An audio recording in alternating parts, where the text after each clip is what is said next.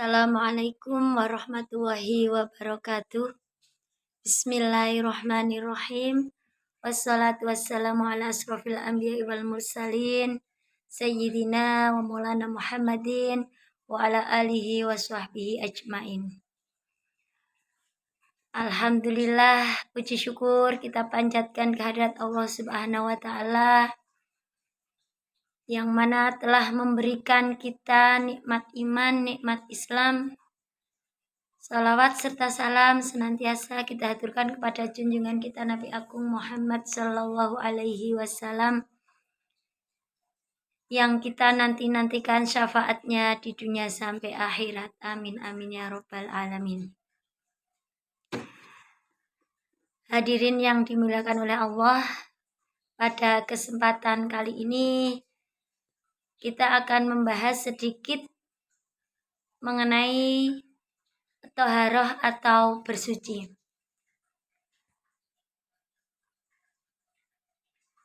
Thaharah ini adalah suatu perkara yang sederhana, tetapi pentingnya itu sangat luar biasa.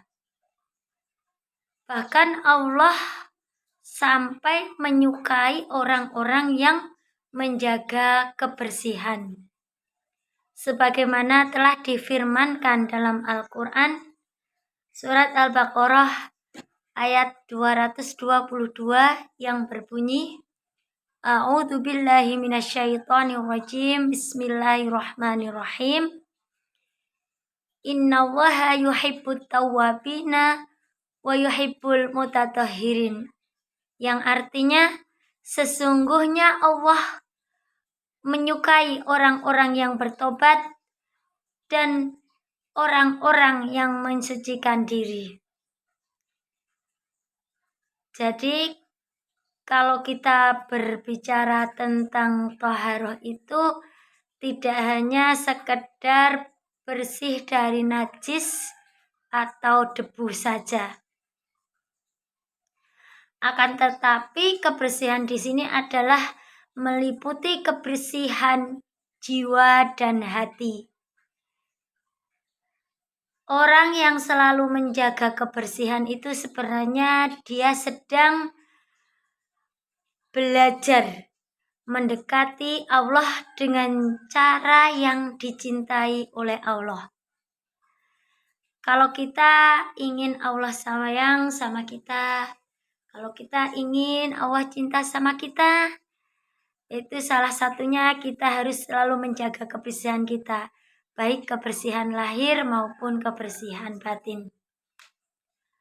Di dalam Islam sendiri ada beberapa hal yang mewajibkan untuk kita bersuci, terutama kita dalam melaksanakan ibadah sholat. Seperti yang sudah kita ketahui bersama bahwa salah satu sahnya sholat itu adalah kita harus dalam keadaan suci. Nah, caranya bagaimana? Ada yang namanya wudhu, mandi besar, atau mandi wajib, dan menjaga kebersihan tempat serta kebersihan pakaian. Semua itu adalah cara agar kita benar-benar saat menghadap Allah itu dalam keadaan bersih dan suci. Nabi Muhammad SAW juga bersabda bahwa kebersihan itu adalah sebagian dari iman. Kalau kita cinta sama kebersihan, itu artinya kita sudah memegang sebagian dari iman kita. Tapi kebersihan dalam hal ini tidak hanya kebersihan fisik saja.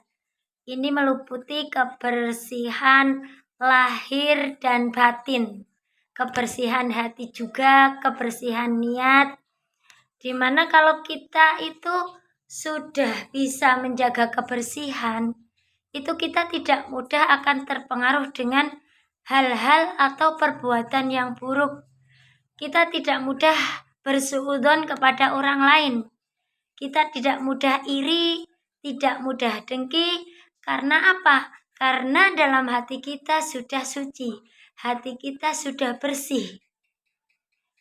Orang yang suka menjaga kebersihan itu sebenarnya sangat, meskipun sangat sederhana, nggih, tapi ternyata Allah sangat menyukainya. Sampai-sampai dalam hadis disebutkan juga, kalau kita bisa menjaga wudhu kita setiap hari, maka dosa-dosa kecil kita itu akan luntur, akan hilang bersamaan dengan air yang jatuh dari wudhu kita.